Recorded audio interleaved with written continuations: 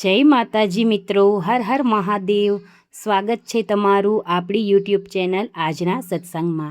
આજના વિડીયોમાં આપણે સાંભળવાના છીએ અષાઢ માસમાં આવતું ગૌરી વ્રત, જે નાની નાની બાળાઓ કરે છે તેની વ્રત કથા, વિધિ અને મહત્ત્વ। જો તમને મારો વિડીયો પસંદ આવે તો લાઈક કરજો, શેર કરજો, સબસ્ક્રાઈબ કરજો અને કોમેન્ટમાં જય ગોરમાં જરૂરથી લખજો અથવા શંકર પાર્વતી લખજો। તો ચાલો હવે આપણે સાંભળીએ ગૌરી વ્રતની કથા। આ વ્રત અષાઢ સુદ 11 શરૂ થાય છે અને પૂનમે પૂરું થાય। સૌ પ્રથમ પાર્વતી માએ આ વ્રત શરૂ કરેલું, આથી આ વ્રત ગૌરી વ્રતના નામે ઓળખાય છે। વ્રત કરનારે છેલ્લા દિવસે જાગરણ કરવું। અષાઢ સુદ પાંચમે સરખી સહેલીઓ ભેગી થઈ આનંદથી રમે, જમે અને નવા નવા વસ્ત્રો પહેરી ઘૂમે। ચારે કોર કુંવારિકાઓના ઘેર આનંદ આનંદ છવાઈ જાય। એ દિવસે વાંસની ટોપલીમાં છાણિયું ખાતર નાખી તેમાં ડાંગર, જવ, ઘઉં, તુવેર, જાર, ચોખા અને તલ એમ ધાન વાવી ઉછેરે। એ ટોપલીઓ પાટલા પર મૂકી તેની કંકુ ચોખાથી પૂજા કરે અને ઘીવનો દીવો કરે।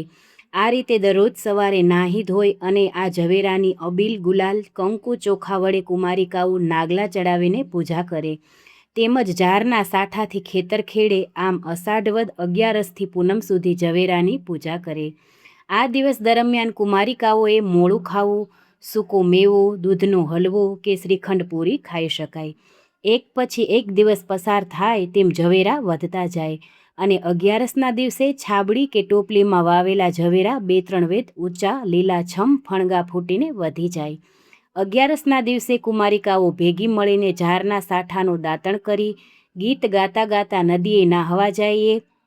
એ વખતે તેઓ નીચે મુજબ ગીત ગાય છે કે ગોરમાનો વર કેસરીયો રે ગોરમા રે ગોરમા, તમે બારી ઉઘાડો ને ગોરમાનો વર કેસરીયો, આવી તમેલી પક્ષ પૂજારણ ગોરમાં, પંથ પૂજારીમાં કઈ બિન ભોળા ગોરમાં, કઈ બિન ભોળા ને વાકા અંબોડા ગોરમાં, વાકા અંબોડા ને ઘૂઘરિયા ચૂડા ગોરમાં, ઘૂઘરિયા ચૂડા જે સિંદૂરના સેથા ગોરમાં, ગોરમાનો વર કેસરીયો ને નદીએ નાવા જાય રે ગોરમાં, કેળે પિતાંબર પગે પાવડીને પટપટ કરતો જાય રે ગોરમાં, હાથમાં તે લંગર લાકડીને ઠમઠમ કરતો જાય રે ગોરમાં, હાથે બાજુ બંધ બેર ખાને ગોરમાનો વર કેસરીયો, ગોરમાનો વર કેસરીયો ને નદીએ નાવા જાય રે ગોરમાં।